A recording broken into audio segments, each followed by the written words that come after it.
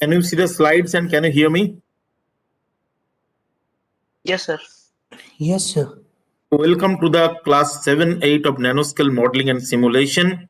In the last class, we talk about NGS, its technicalities and how it comes from gene sequencing, Sanger sequencing, and how we are proceeding or how the biology was influenced by them, how the way we look at biology is entirely changed when we are getting to start reading the biomolecules, start reading DNA, RNA, and when we start reading RNA, DNA, RNA, we are also being able to start reading the protein. So is this the end? Is this like the platform where we get to know everything? No, because though yes, it was a kind of revolution knowing DNA, RNA, and protein sequence, but it gives us opportunity. It gives us, it makes us curious to know about the entire system. And you know that I have already told, if you consider human, we have the whole organism which is going to tissues, organs, and ultimately going to cells. So cells are the unit of an organism. Like you take brick and you develop a building, similarly cells develop the entire organism.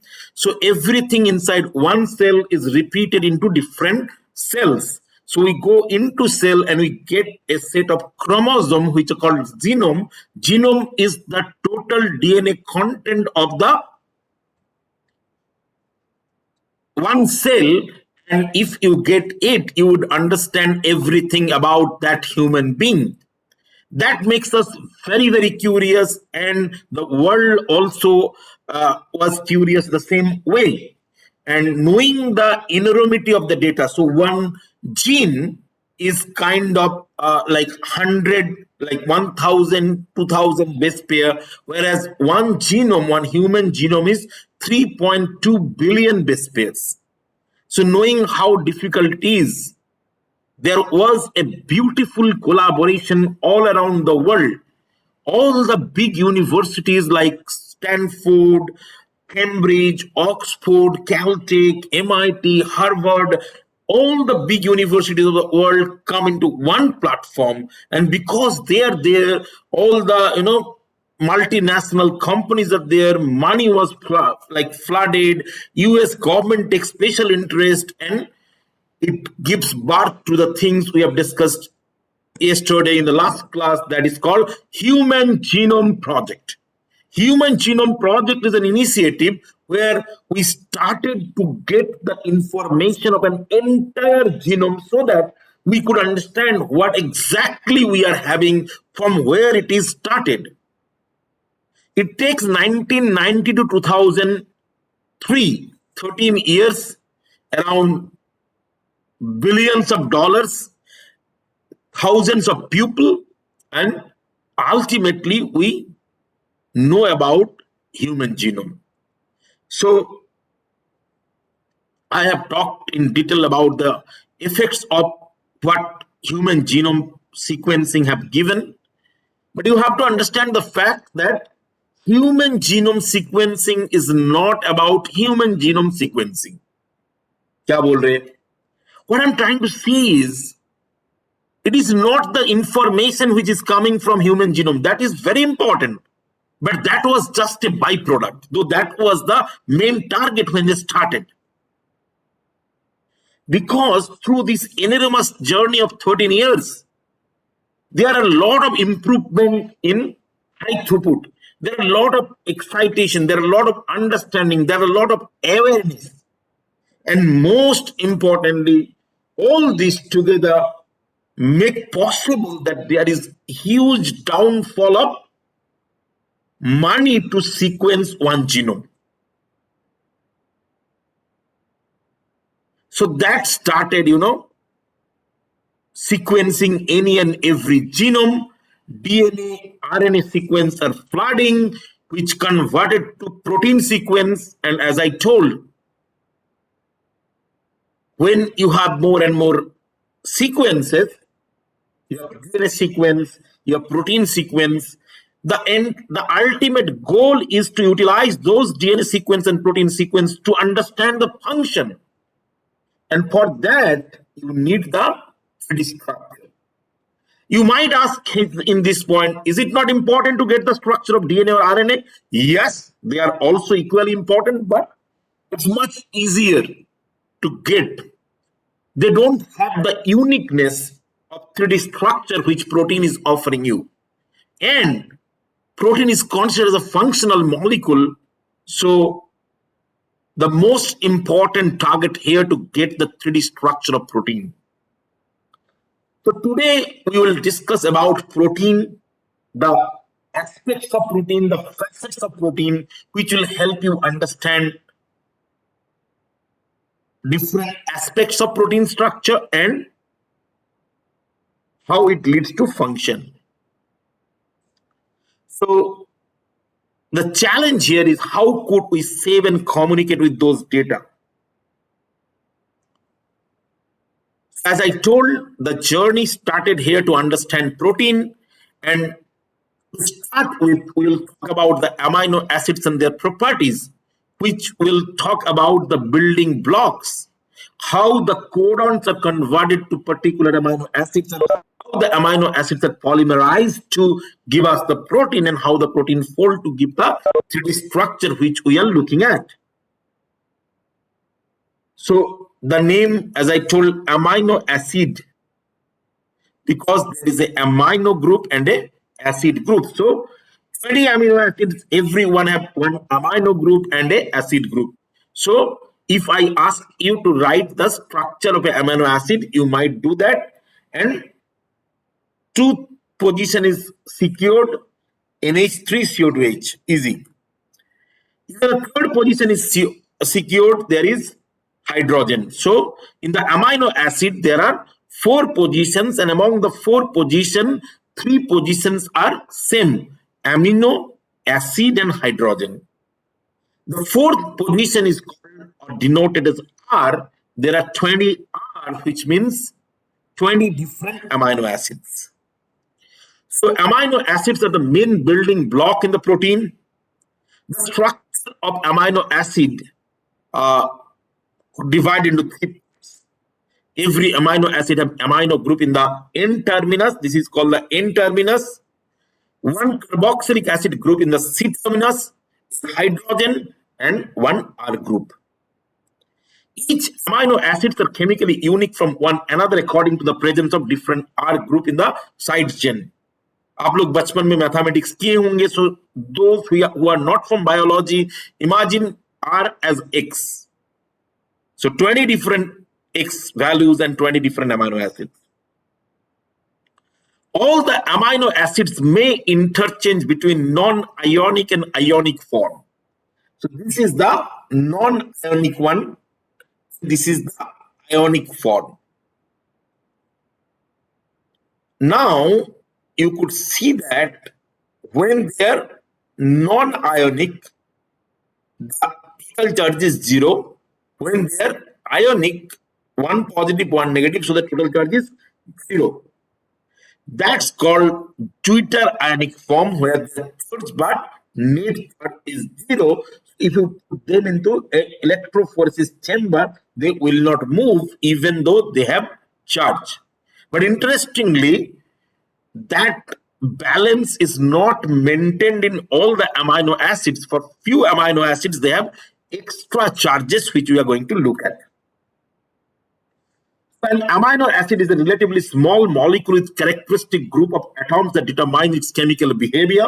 The R group is the only part that differs between the 20 amino acids. This is the amino group. This is the acid group. When this is H, this is glycine. When this is CH3, H is glycine. When CH3, it's alanine. When CH3 hold to, it's valine. When it is CH2SH, it is cysteine. In that way, you could have observed all the 20 amino acids here if you keep going on. So As I told, they're categorized into different parts. There are non-polar amino acids, glycine, which is only H and only a chiral amino acid.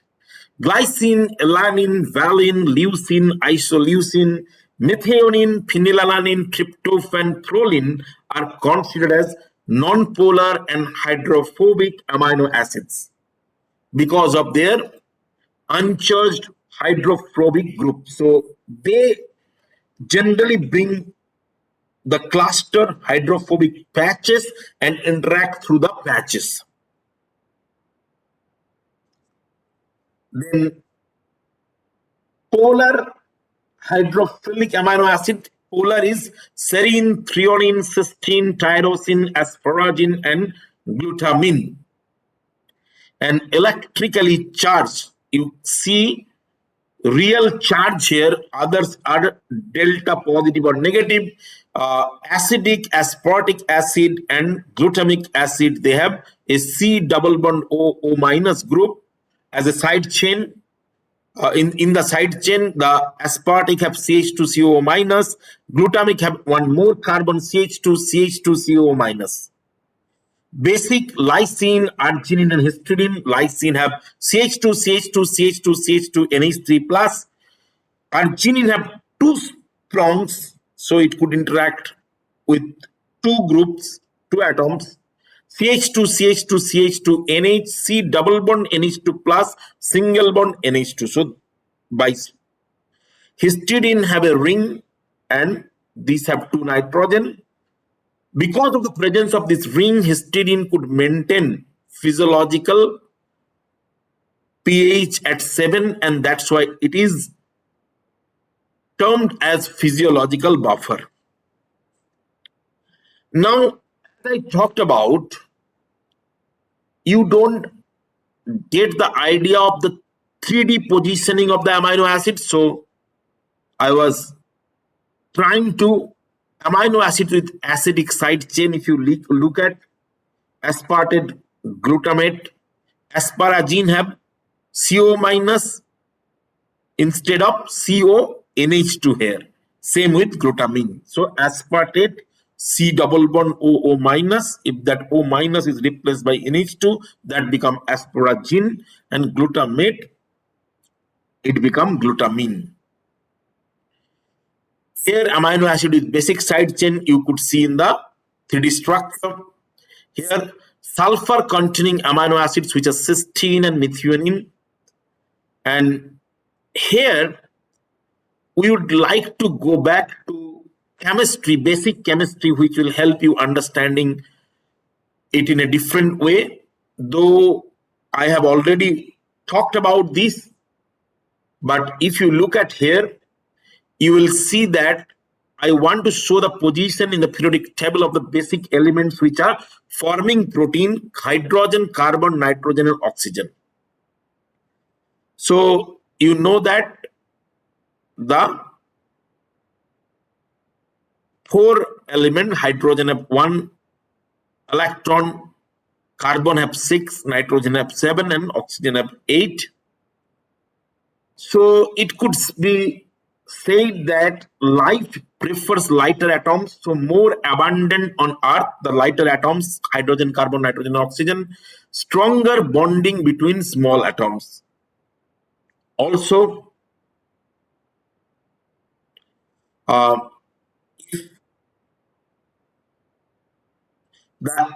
the atomic composition, which could have seen here, the atomic composition of living organism is more complex than others. So we'll take a look. So if you look at the electrons on the outer shell, hydrogen, as I told, 1, carbon have 4, 2 inside, nitrogen have 5 as in 2s and 2p, and oxygen have 6. All those carbon, nitrogen, oxygen, when they form bond, they go through sp3 hybridization, and the tetrahedral structure of carbon orbital have the rigid steric strain, which makes the basic building unit of the protein conformation. So carbon, nitrogen, oxygen, all of them have the ability to form the tetrahedral structure, and the bonding between these comes into formation of sigma bond, and they are the basic building block. How? So if you look at element wise, in hydrogen form H2, whereas carbon from methane, nitrogen from ammonia, and oxygen from water. The sp3 hybridization is the basis where 4 electron from carbon, its outer orbital, each would be shared with one hydrogen, making it 8. Nitrogen have one lone pair. 3 of the rest of the electron would be shared with 3 hydrogen and form NH3. Oxygen have 2 lone pair. Remaining 2 electrons share with 2 hydrogen and form H2O.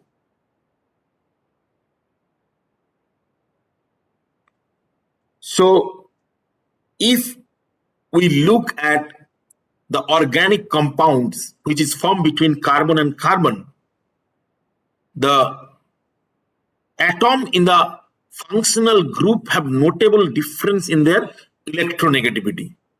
Then this functional group will express high polarity and will be highly active. If we look at the electronegativity, oxygen's electronegativity is the highest one, 3.5. Nitrogen is 3.0, carbon is 2.5, and hydrogen is 2.1. Here you could see the beauty which could be, should be mentioned, that nitrogen with the electronegativity of 3, which is a very considerable electronegativity, nature choose nitrogen not mostly as a electronegative element, but used as a electropositive in the form of NH3 plus.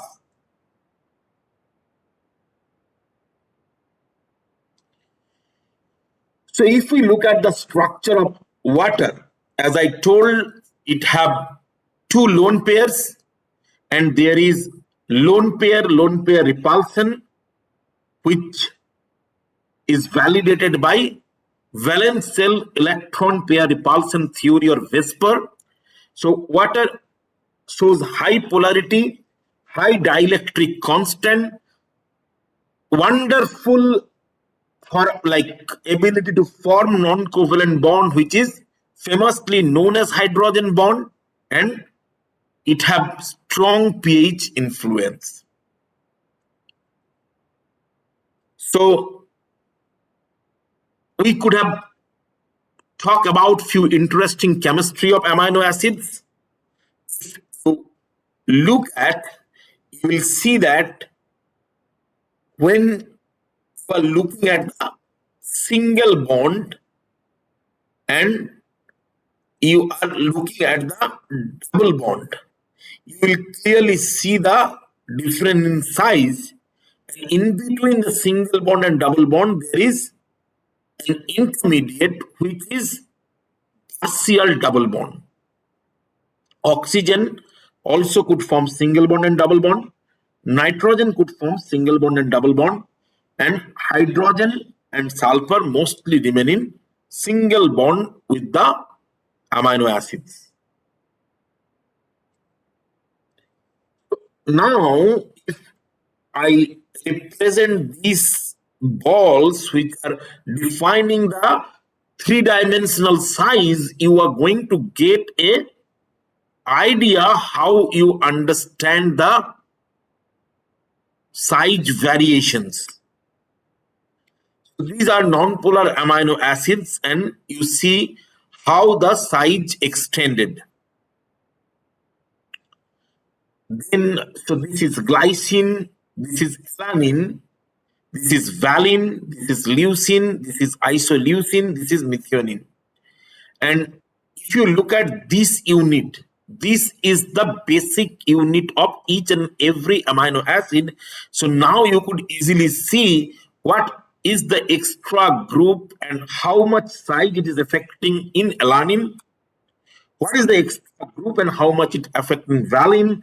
What is the extra group and how much it affects in leucine? What is the extra group and how much it affects in isoleucine? What is the extra group and how much it is affecting the methionine? So you kind of get a 3D feeling by representing the because this is actually kind of a perfect projection of the three-dimensional size of the amino acids.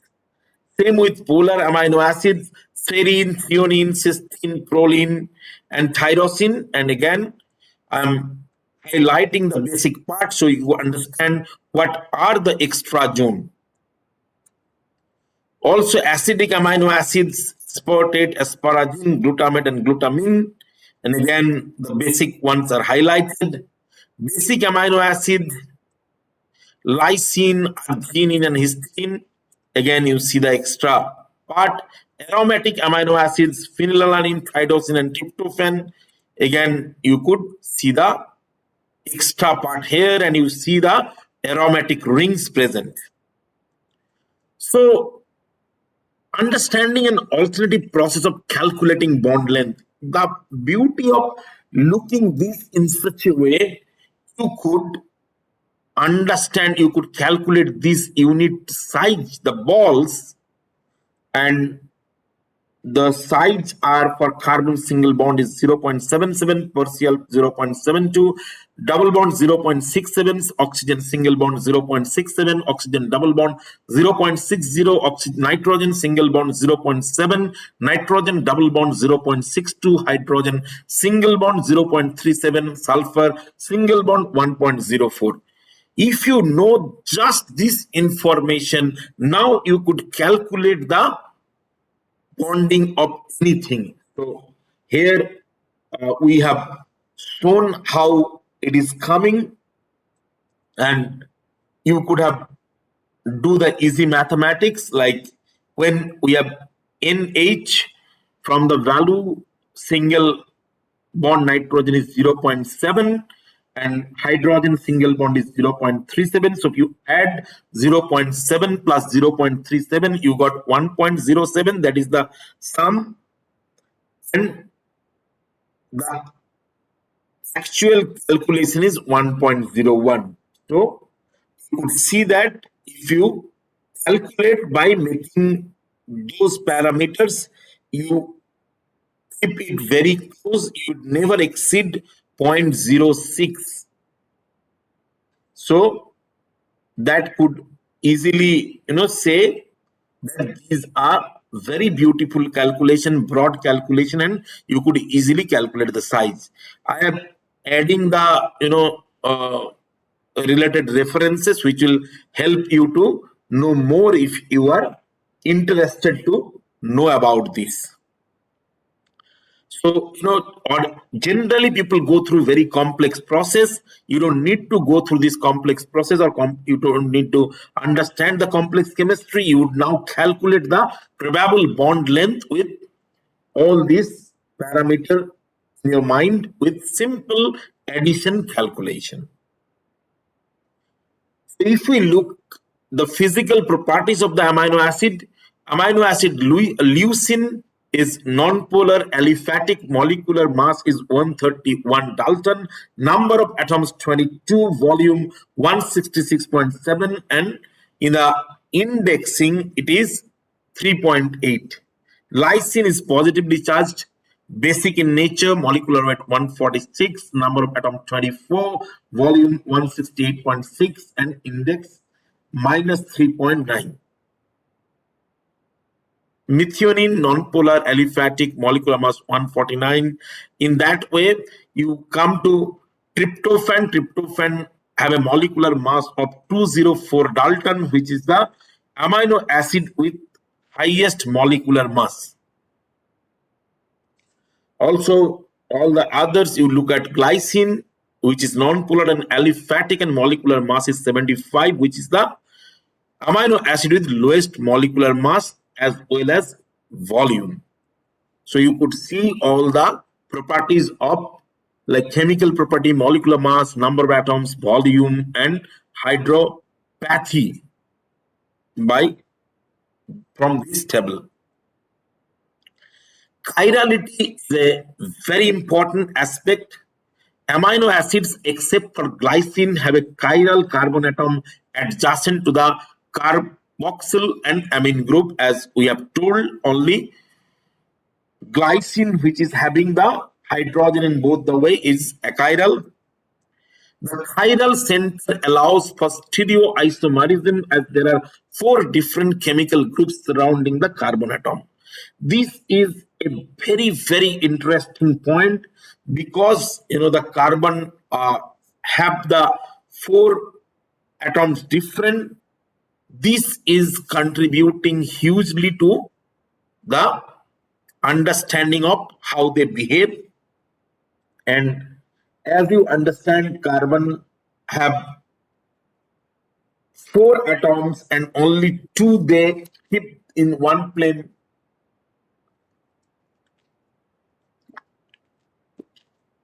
So two have to be in other plane, one above the plane and one below the plane. That means if they are different size, from which size you get access to carbon is already determined depending on their size. If you don't understand this, I would like to take an example. Suppose you are standing on a bus stand and a bus came which have two doors. You looked at the doors and you see that one door is crowded, other door is not. So though you have equal probability to choose any of the doors, it could be said that the usual tendency to choose would be the less crowded one. So that different environment is offered because of the presence of stereoisomers, and we will talk about this later in detail. The more interesting fact is the amino acid with two stereoisomers are mirror images of each other and are called L amino acid and D amino acid. The structures are not superimposable. So, like if you try to superimpose them, one group comes here and other group here. The structures are not superimposable on each other, and much like the left and right hands. As I told before, the amino acids exist as a deuterion, a dipolar ion having both a formal positive and formal negative charge. Amino acids are amphoteric, for the mean they can react as either an acid or a base. Ammonium ion act as an acid and carboxylate as a base. Isoelectric point is very important for amino acid. The pH at which the amino acid exists largely in a neutral deuterionic form, influenced by the nature of the side chain. So, as I told, when they have both the charge positive and negative present together, then it is in deuterionic state. But in low and high pH, it shows more charges or less charges. Like here, only positive charge exists. Here, negative charge exists. So you could have calculate the isoelectric point, which is calculated from the pKa values.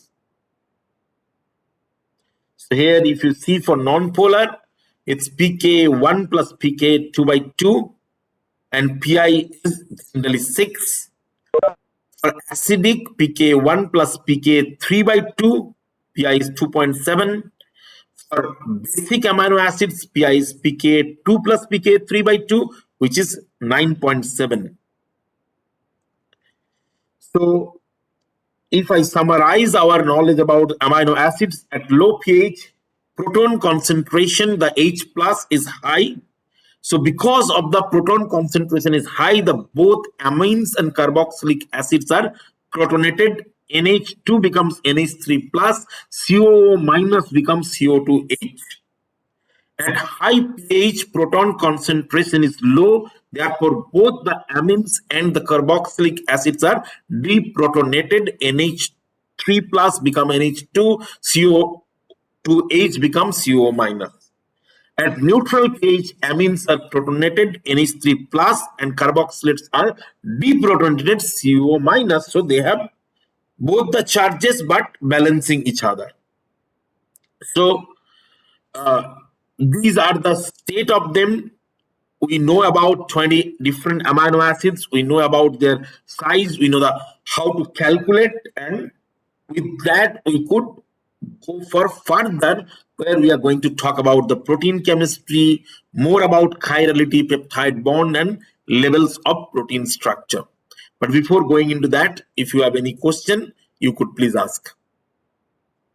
Any question from you? No, sir. No question.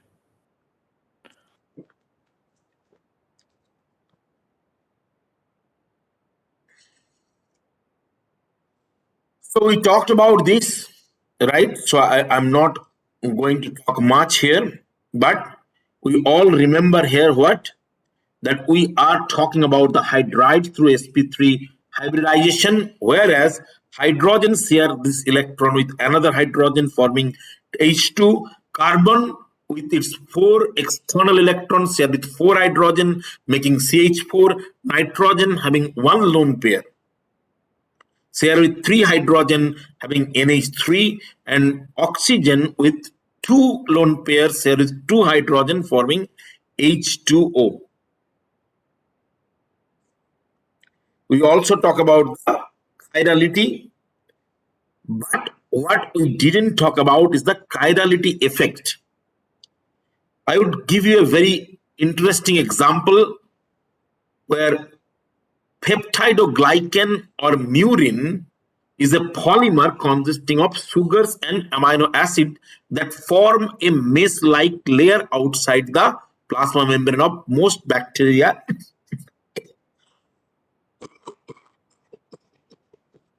Sorry.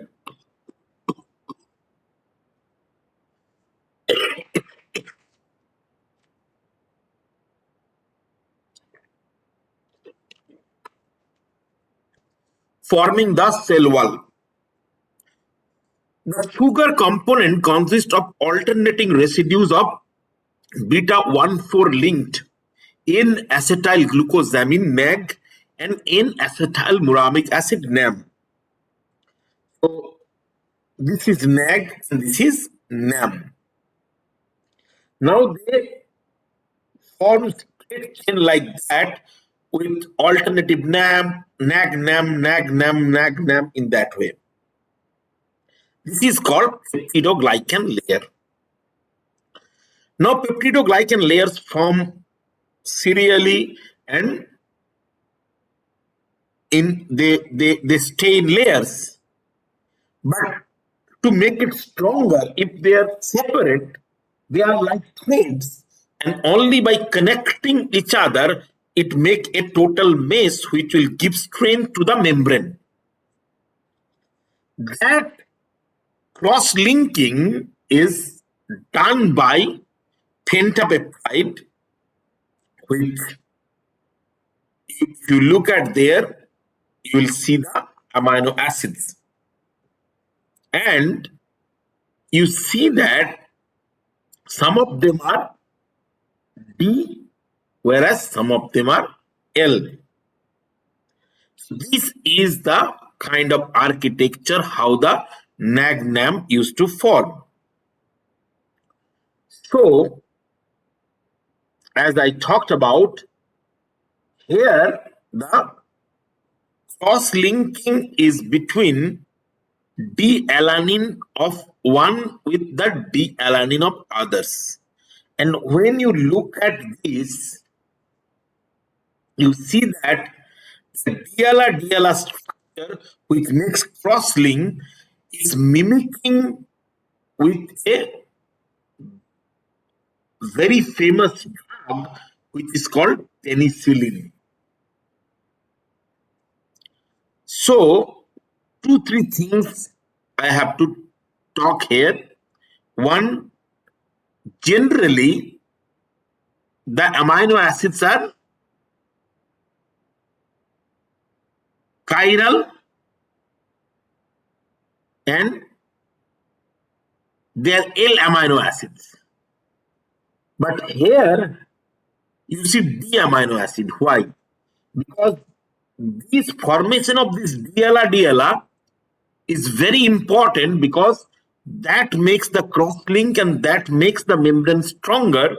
But now there is a possibility that bacterial protease itself, yeah, or human protease or the organism where the bacteria is attacking, they come and cut them. To protect from the usual cut, nature comes up with a very innovative solution, making or changing the chirality. So instead of L amino acids, here nature is like most, like all of the amino acid in the protein in the L conformation, but here nature have tricked it to D conformation.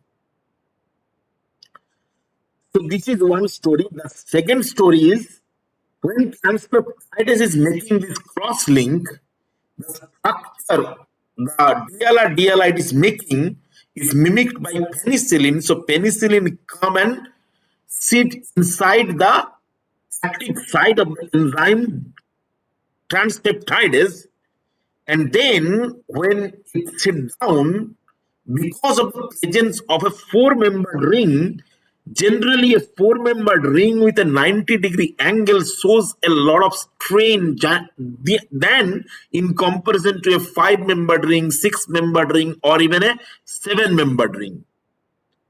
As a proof of that, I could tell you that you will see five and six-membered ring frequently in biology, but you will not get four-membered rings because they are not stable, and nature is somewhere optimizing the stability. So nature will never introduce a four-membered ring in the biological architecture. So because of this strain, this form a covalent bond with transpeptidase, making the transpeptidase inactive. When the transpeptidase is inactive by applying penicillin or any other beta-lactam drugs, you will see that the peptidoglycan layer is not cross-linked because the transpeptidase which are involved in cross-linking are not showing their activity. They are inactive now. So the peptidoglycans are not cross-linked now, and that provides or generates weak point lacking the peptidoglycan cross layer. And when the bacteria come in exposure to hypotonic environment, the water goes inside, the membrane bulges, and ultimately the cell lies, so bacteria dies. Bacteria would not die because of the application of penicillin or beta-lactam drug, but those drugs only weakens the strength of the membrane. So while going through pressure or while going through hypotonic environment, they swell and burst. And I'm talking about to this penicillin. This is one of my favorite story as I work on this. So I want to talk about this. This guy is Alexander Fleming, and he in 1920s was working or doing research on how to kill or control bacteria. So in his lab, if you see, this is called a Petri plate. There is agar. Agar is food bacteria. So if you have agar and you put bacteria, they happily grow there, and you get to see the colonies of bacteria. This agar plate, he was producing Staphylococcus aureus, one type of bacteria, and he went for a vacation. When he came back, he on his surprise, he find that one part of the petri dish there is a penicillium colony, and where the penicillium colony, somehow the bacterial growth was inhibited. And without me telling something, I want to quote Alexander Fleming, the discoverer. When I woke up just after dawn on September 28, 1928, I certainly didn't plan to revolutionize all medicine by discovering the world's first antibiotic or bacteria killer. But I guess that was exactly what I did. So, the thing I was talking about, by understanding the biomimicking, probably he didn't understand even, because this innovation is called as serendipity, innovation by accident. But because it is having an amazing effect, even today you go to the doctor, and if you don't have COVID related symptom, but you have headache and all, the only thing doctors used to give you are antibiotics, and most of them are beta lactam or beta lactamase inhibitors. Is till now 90% of the market of antibiotic is actually with those guys. So because of its importance, people have done a lot of research, and we know now all those molecular events. And in 1945, Fleming was awarded the Nobel Prize in Physiology for his innovation of world's first antibiotic. So I talked about different levels of protein structure. Now from amino acid, we are slowly going into the protein structure.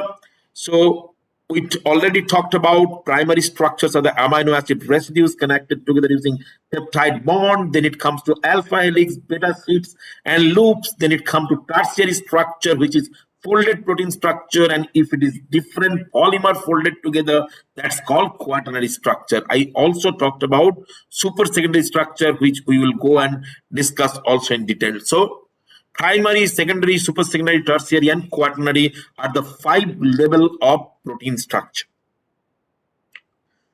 How they react: this is the common structure of amino acid, and there is a hydrolysis, and they form a peptide bond by eliminating a like one water. The peptide bond is a covalent linkage between two amino acids formed by the condensation reaction. This bond is formed between the amino acid and carboxyl groups of two successive amino acids by hydrolysis of one water molecule. So what is a peptide bond? It is a covalent linkage between two amino acids formed by a reaction which is called polymerization or condensation reaction. The bond is formed between the amino and carboxyl groups, C double bond O, carboxyl, and amino NH2. So it forms a CN bond.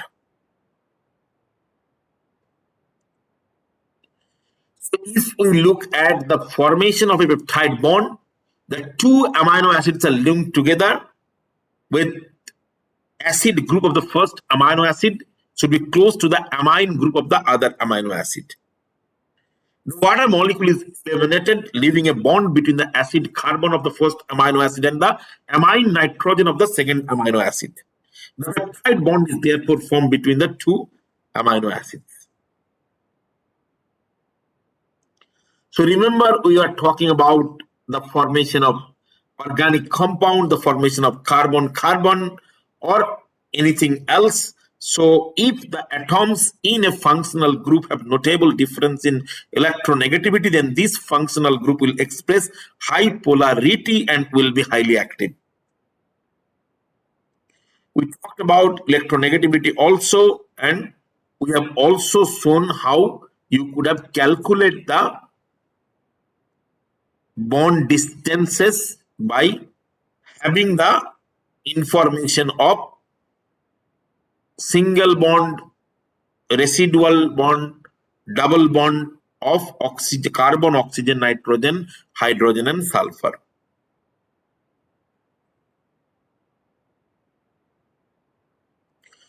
Instead of understanding, as I have already told, instead of understanding the complex chemistry, you could now calculate the probable bond length with this calculation. So again, coming to the peptide bond, the structure of the protein is partially dictated by the properties of the peptide bond. How? The contribution of resonating structure, usually it should be C double bond ONH, a single bond between carbon and nitrogen, but in the reality there is the lone pair of the nitrogen is contributed, and you could see how the intermediate is coming into play. The peptide bond is a resonance hybrid of canonical structures, which you could see. The resonance causes the peptide bond to be less reactive compared to ester. If you compare with an ester, this would be less reactive because of the resonance.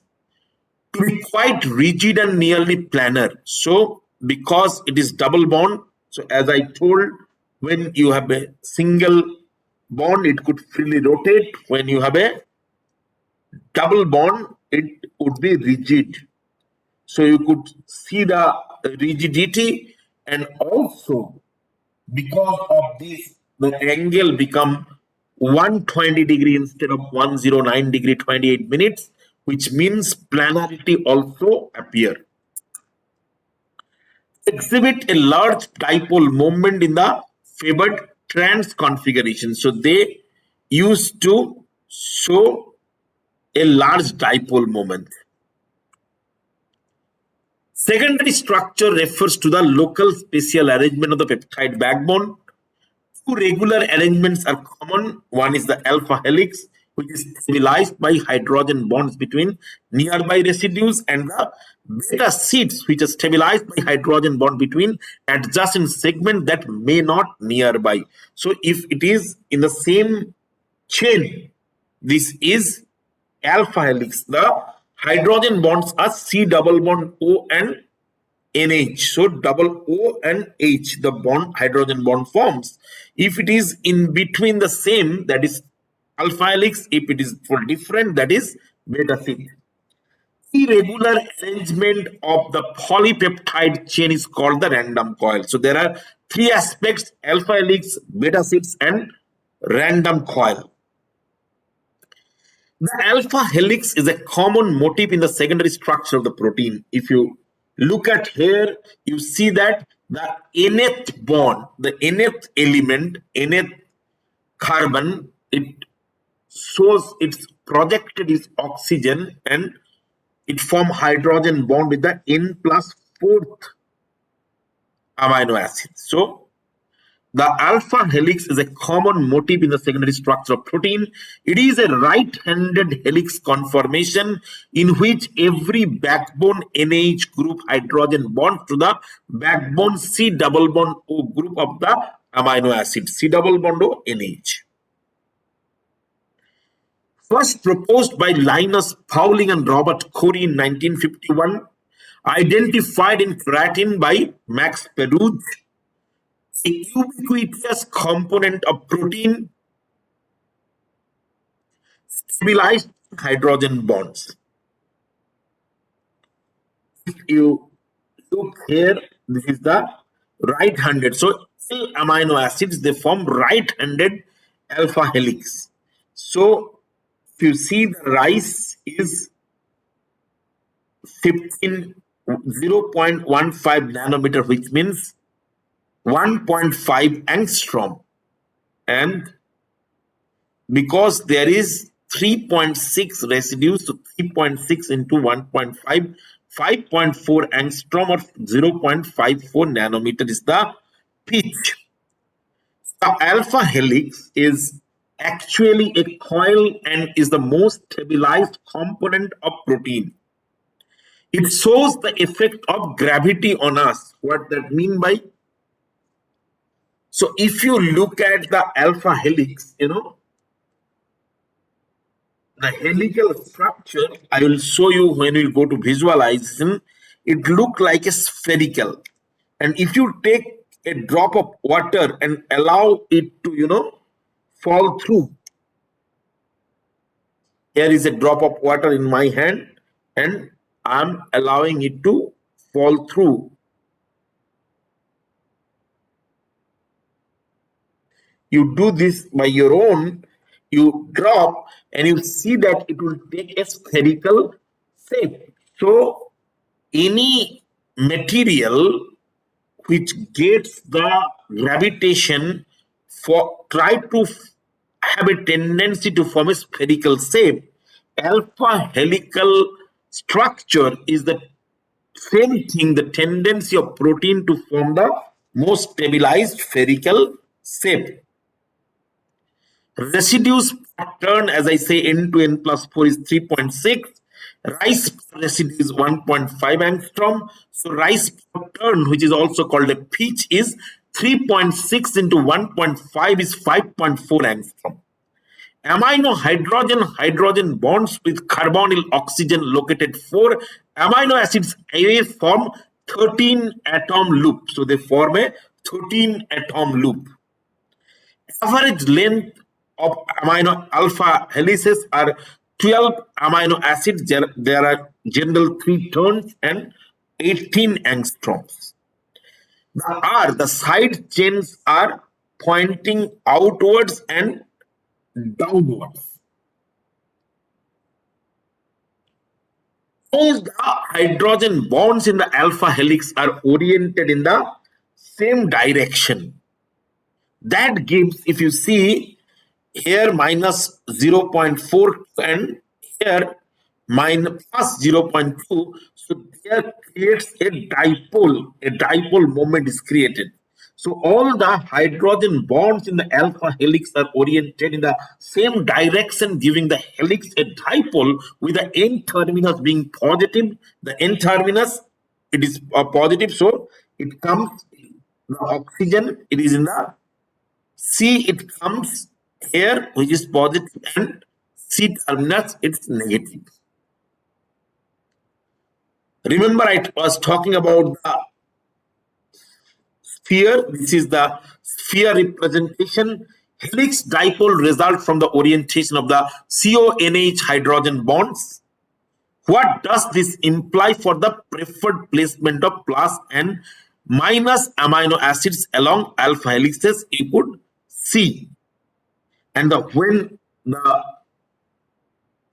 like full alpha helix look from the downwards, you get this. Side chain groups point outward from the helix. Amino acids with bulky side chain less common in alpha helix, so you will see presence of less bulky side chains in alpha helix. Glycine and proline, if there is the presence of glycine and proline, they always destabilize the alpha helix. One side of the alpha helix is mostly hydrophobic. Two amphipathic means two differently charged helices can associate through hydrophobic interaction. This side is hydrophobic, this side is hydrophilic, this side is hydrophobic, so hydrophobic interaction. This is leucine jipa. This is a DNA binding protein very famous for controlling the gene expression. It's called transcription factor. Most common type of secondary structural element, about 25% of the amino acids in proteins are in this structure. Right-handed helix, R group project outward and provide the main constraints on the helical structure. Stability is greatly enhanced by internal van der Waals contacts. Hydrogen bonds are in line optimum distance. Amphipathic property, that means one side is negative or like uh, hydrophilic, another side is hydrophobic.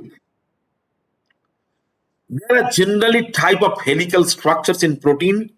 Uh, Most common is the alpha helix, but there are 310 or pi helix. So 97% availability are of alpha helix, 3% around are for 310 helix, and pi helix is present only in theory. You cannot see in normal situation existence of pi helix.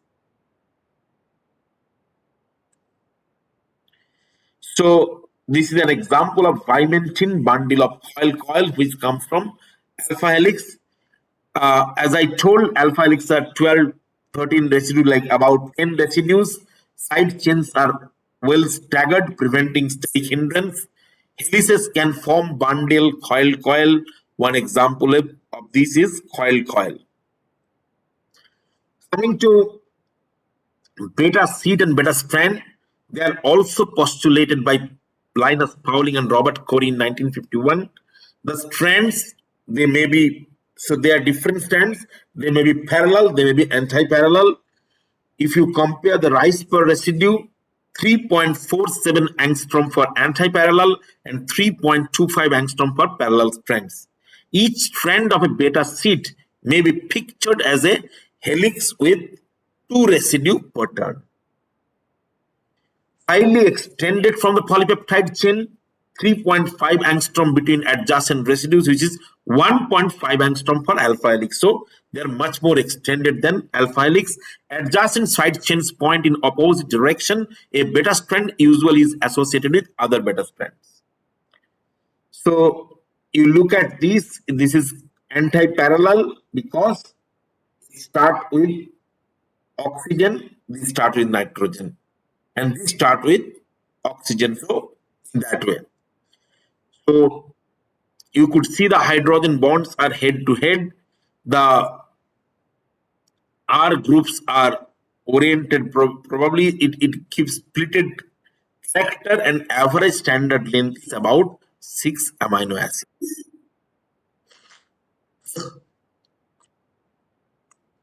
In parallel, you see that all are in the same direction. Oxygen, like the carboxyl group, the carbonyl group. So here also the amino group. And here the hydrogen bond is not head to head, it is in angle. So hydrogen bond is not at optimal angle. R group orientation distances. It also shows splitted character. It also have average standard length of amino acid. Going to loops and turns, loops usually contain hydrophilic residues found on surfaces of protein. It contain connect the alpha helices with other alpha helices, or alpha helices with beta sheets, or beta sheets with beta sheets. Turns, loop with less than 5 amino acids are called turns. Beta turns are common. What are beta turns? Beta turns occur frequently whenever the strands in beta sheets change the direction. The 180-degree turn is accomplished over 4 amino acids. The turn is stabilized by a hydrogen bond from a carbonyl oxygen to amide proton, 3 residues down the sequence. If you remember, in alpha helix, it is n to n plus 4. Here, it is taken from the, so it's n plus 1, n plus 2, n plus 3, n plus 4. Here the turn is stabilized by a hydrogen bond from a carbonyl oxygen to amide proton, 3 residues down the sequence. Proline in position 2 or glycine in position 3 are common in beta turn. Based on that, they, presence of proline or presence of glycine, they actually say type 1 beta turn and type 2 beta turn. If proline is present in second position, that is called type 1 beta turn. If glycine is present on the third position, it's called type 2 beta turn. This is the way it could form the hydrogen bonds. Most peptide bonds not involving proline are in the turns configuration. So when you look at the double bond, they try to maximize the presence of the two groups, so they form in trans configuration. But in proline, they generally keep themselves in cis. Peptide bonds involving proline About 6% are in the cis configuration. Most of these 6% involve beta turn. So if it is on the cis, they would be going for beta turn. Proline isomerization is catalyzed by proline isomerases because this is very important. Proline is in cis or in trans configuration. Protein tertiary structure. Tertiary structure refers to the overall spatial arrangement in a protein stabilized by numerous weak interactions between amino acid side chains. Largely hydrophobic and polar interactions can be stabilized by disulfide bond. If you consider the amino acid cysteine, cysteine and methionine both have sulfur, but methionine, because of having SCH3, it cannot form a disulfide bond, but cysteine can easily form the disulfide bond. Interacting amino acids are not necessarily next to each other in the primary sequences. Two major classes, one is called fibrous protein, another is called globular protein. Quaternary structure, these are multi-subunit proteins of another level of structural organization known as quaternary structure. A quaternary structure is formed by the assembly of individual polypeptides into a larger functional cluster. Quaternary structure refers to the number of subunits, their relative positions, and contacts between the individual monomers. What are fibrous proteins? The fibrous proteins are made up of polypeptide chains that are elongated and fibrous in nature or have a sheet-like structure. These fibers and sheets are mechanically strong and are water insoluble.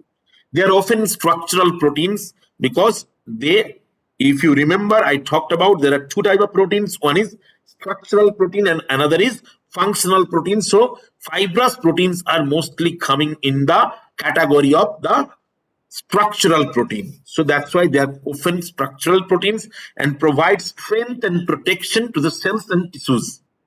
Example of fibrous proteins are collagen, fibrin, keratin. If you look at, strong polymer, if you want to use in fabric, these are of your choice. Collagen, this is collagen, which is mostly present in, like muscle, tendon. Collagen is the most abundant protein in vertebrate. Collagen fibers are a major portion of tendons, bone, and skins. Alpha helices of collagen make up a triple helix structure, giving a tough and flexible property. So these are individual alpha helix. So C helix comes together and make a triple helix, and this is tough and as well as flexible. Fibrin fiber makes the silk spun by spiders and silkworms stronger, weight for weight than steel. So we all know about the silk we use in our like dresses in the like shirt and all other dress we have, and also we know about the silk, like the silk spun of the spiders. The soft and flexible properties come from the beta structure. If you see, these are the beta strands individually forming beta sheets. Keratin is a tough, insoluble protein that makes up the quills of echidna, hair, nails, feather, horn, and rattle of the rattlesnake. So mostly, the nails, the hairs that are keratin. The structure comes from alpha helices that are cross-linked by disulfide bond. You could see here the overall structure of keratin. Coming to the globular proteins have a number of biologically important roles. They include cell motility, proteins linked together to form filaments which make movements possible, organic catalysts in biochemical reactions like enzymes. As I told, there are structural protein and functional protein. Functional protein are called enzyme. Globular protein, as you see, it looks like globule. So that's are mostly enzymes. Regulatory protein like hormones, transcription factors, membrane proteins like MHC marker, protein channels, gap functions, defense against pathogens like poisons, toxins, antibodies, complement proteins. Here, example is given of phosphoribosyl transferase, IGF-2, monoclonal antibodies. Transport storage, hemoglobin and myosin, which carry oxygen.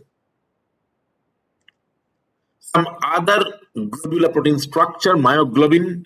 Myoglobin is a monomeric protein that has 154 amino acid residues. It consists of 8 alpha helices connected through the turns with an oxygen binding site. Triose phosphate isomerase or TIM. It is a complex of two subunits. Triose phosphate isomerase is a homodimeric because the oligomers are same. So two oligomers, homodimeric protein. The 3D structure of a subunit contain 8 parallel beta strands surrounded by 8 alpha helices. So it's alternative, like there are beta strands which are surrounded by alpha helices. This is also called team. 20th proteasome, it is a complex of 28 subunits. It is a well-organized protein complex with a sedimentation coefficient of 20s. The protein complex appears as a cylinder-like structure, as you could see here. Functional aspect, protein can be fibrous or globular. Fibrous proteins are mainly involved in constructing the structural framework of an organism. This type of proteins are generally water insoluble, the fibrous protein. The fibrous protein is usually found in the extracellular matrix of an organism, whereas globular proteins, also known as spheroproteins, are somewhat water soluble, forming colloids in water, majorly take part in different physiological pathways, cellular metabolisms, etc. Globular proteins can be both extra or intracellular.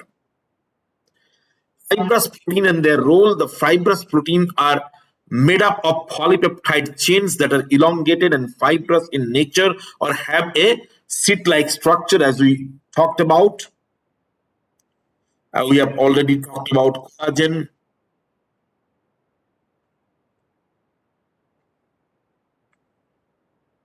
So this is the structure of keratin and keratin type filaments. If you see first alpha helical domain with a globular domain single, then they make coil, and the coils are further organized. So the monomeric form of keratin protein is composed of a alpha helix and certain polypeptide chains of keratin is cross-linked by disulfide bonds to form a coil structure. This disulfide bond pattern determine whether human hair is straight or curly, and the coil structure is further complicated next level with the protofilament and protofibril. This is the structure of silk fibroin. Silk is composed of protein known as fibroin. The protein fibroin is a microcrystalline array of anti-parallel beta-plated sheets where each beta strand has alternating glycine and alanine or serine residues. Structure of collagen. Collagen is composed of 3 intertwined left-handed helices, which is 3.3 residues per turn. You look at these are red, yellow, and green. There are 3 helices, how they are coiled, and you could have taken, they are so strong and fibrous that you could have taken their high resolution electron microscopy structures, which is presented here. In helices, repeating gly X, Y.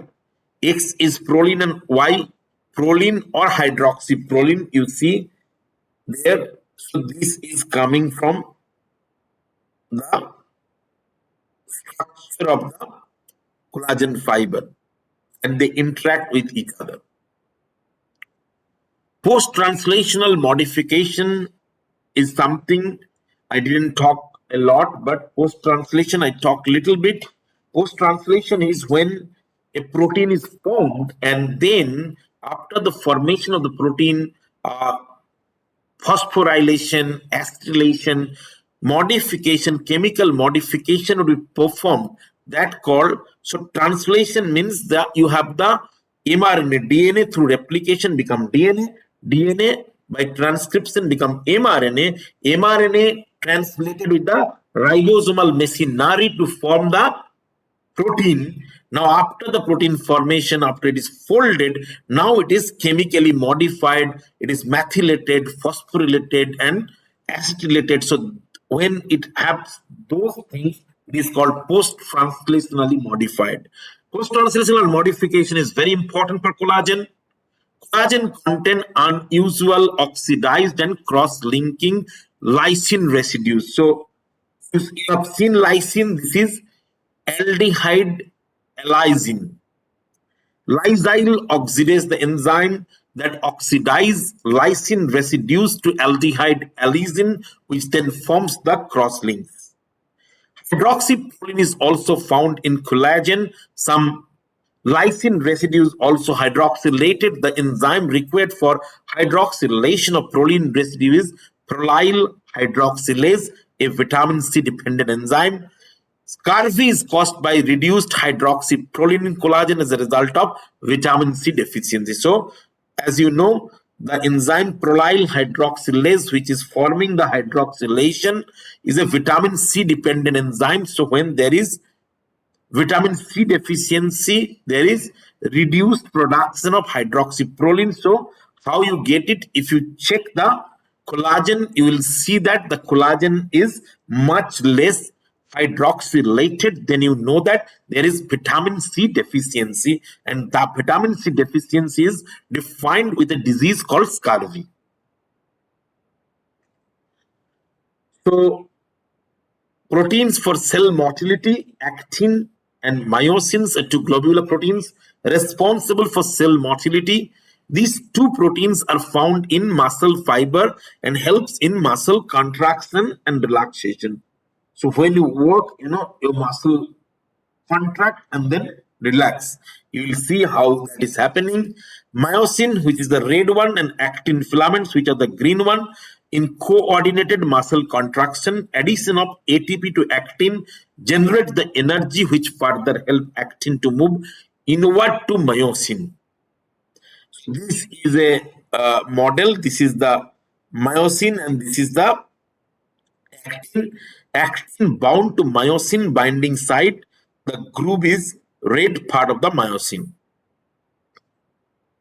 Proteins in the cell skeleton.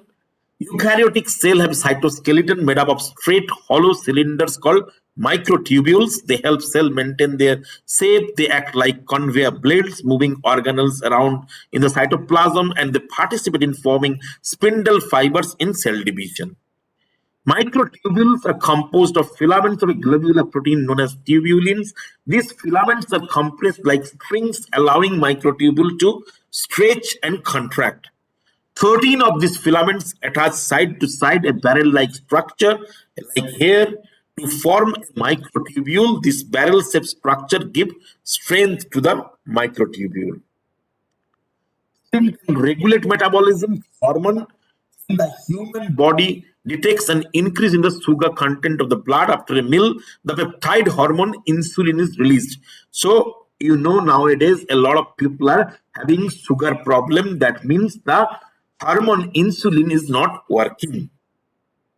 Insulin binds to cell membrane, and this triggers the cell to absorb glucose for use or for storage as glycogen in the liver, fat, and skeletal muscle. So you see insulin binds here and it leads to consumption of glucose. Insulin is a globular, if you see, it's a globular alpha protein. So alpha helix containing globular protein. Human insulin protein is a heterodimer composed of 51 amino acids. So it's a heterodimer, two oligomers, then they are not same. The heterodimer are linked through disulfide bond. So cysteine disulfide bond. Insulin helps to reduce the glucose level in blood by increasing the cellular uptake of glucose. So insulin, when it comes You have like enough sugar, it helps absorbing the sugar. Membrane span protein involved in channels transport. So aquaporine is a globular transmembrane alpha protein, which is known as the plumbing system of the cell and selectively conduct the transport of water molecule in and out of the cell. When water molecule will come inside, when water molecule will come outside, these are all dictated by aquaporine. This is the protein structure, and this is the more water channel during the mercury unbound form. They generally, bind to mercury. Defense line protein against pathogens like antibodies. So antibodies like IgG found in human recognize and bind to groups of molecules or epitopes found in on foreign invaders. So this is IgG. It is a alpha globular protein made up of 4 polypeptide chain form a flexible Y-shaped structure. Uh, how it binds? So this is the antibody. This will bind to the antigen. So this black one, so the binding would be with the antibody which interact with the epitope of the foreign antigen. Whenever foreign thing comes, our antibody goes and detect it and then take protection or protecting measures. Coming to torsional and dihedral angles. So if you look at, this is a stretch of a polypeptide. Uh, when you look at CN bond, the CN bond, how they rotate is defining by a dihedral angle, which is called phi angle. The C alpha bond, which is rotating around with the angle you would see here, is a psi angle. C alpha N, this is omega. So phi and psi, they range from plus 180 to minus 180, whereas omega is 180 or 0, so it's kind of a fixed one because omega is a double bond in nature. Then side chain, which is C alpha R, those are chi angles. Again, they vary from plus 90 to minus 90. So I was talking about dihedral angle. It is very important to understand the concept of dihedral angle, because if you want to understand the modeling of a protein, if you want to understand the structure of a protein, you have to understand the dihedral angle. What is a dihedral angle? Anybody? Can you define what is a dihedral angle? I remember we talked about this. Anybody want to talk?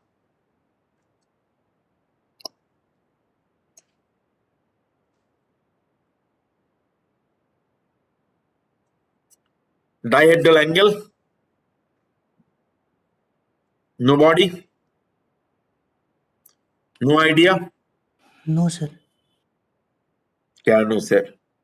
So, C alpha and N will be psi. Huh? C alpha and N, the angle between C alpha and N will be psi, not omega, I think.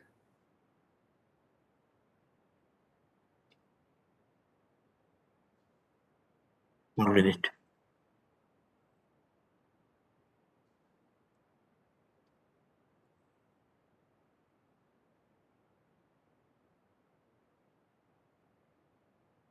You are right. Thank you. But coming, C alpha is psi, C n is phi, and the one which is between the,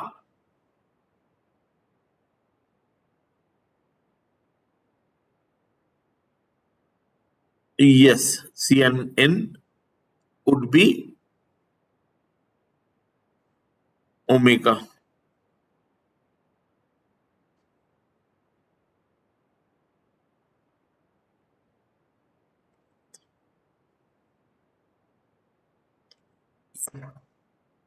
So, anybody talk about dihedral angle? Sir, dihedral angle is the angle between two intersecting plane. मतलब Explain. sir, like C N bond phi. यहाँ छोड़ दो ना, यहाँ तो किसी को समझ में नहीं आ रहा है या समझना मुश्किल है। तुम तुम्हारे घर से बताओ ना, सर तुम्हारे घर में कहीं डायहेड्रल एंगल है? नहीं सर, मैंने इतना नोटिस नहीं किया है। अच्छा, तो ये कोई इधर जानता है? हाँ, ये नोटिस करने की बात नहीं है। हाँ, सर दरवाजे में। सो आपके घर में दीवार है? हाँ सर, दरवाजे जब हम बंद करते हैं खोलते हैं तो वहां पे। अब मेरा सुनो ना, हाँ सर। आपके घर में दीवार है, यस सर, यस सर। तो कनेक्टिंग दो दीवार आप पकड़ो। जी सर। हाँ। ठीक है, हाँ।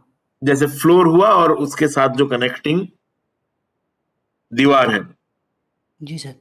आप फ्लोर में एक रेखा खींचो, एक स्ट्रेट लाइन ड्रॉ करो और कनेक्टिंग दीवार में एक स्ट्रेट लाइन ड्रॉ करो। Yes sir. ये दोनों का जो एंगल है,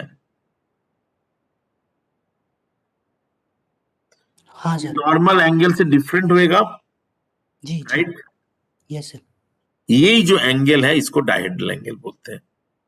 okay sir, thank you sir. So you will make a perpendicular from both the side, where they meet is the dihedral angle. Why dihedral angle is very important?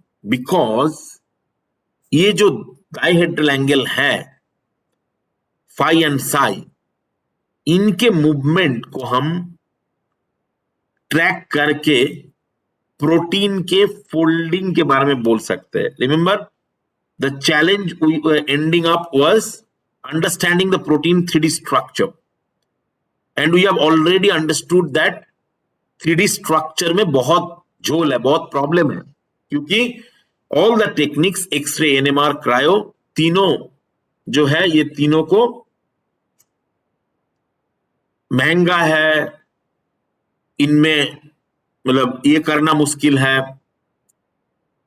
मतलब खरीदना मुश्किल है, खरीदे तो वो कंज्यूमेबल्स बहुत महंगा है, कंज्यूमेबल महंगा है तो काम करना महंगा है, लोग ट्रेन लगता है, तो एंड एज ए रिजल्ट हमारे पास कुछ कमी स्ट्रक्चर है in comparison to billions of the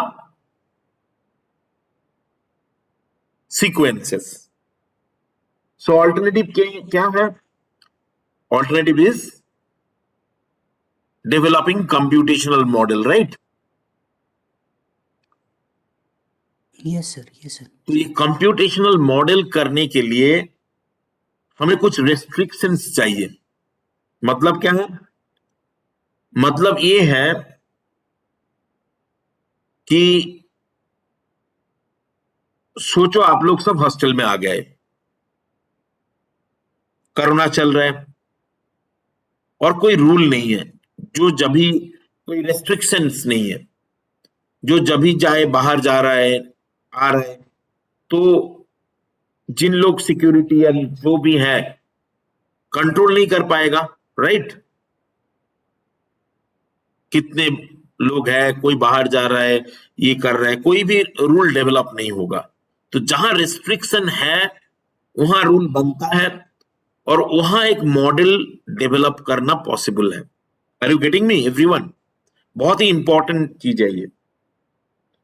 yes sir, yes sir. और here comes the introduction of or the necessity of the generation of models.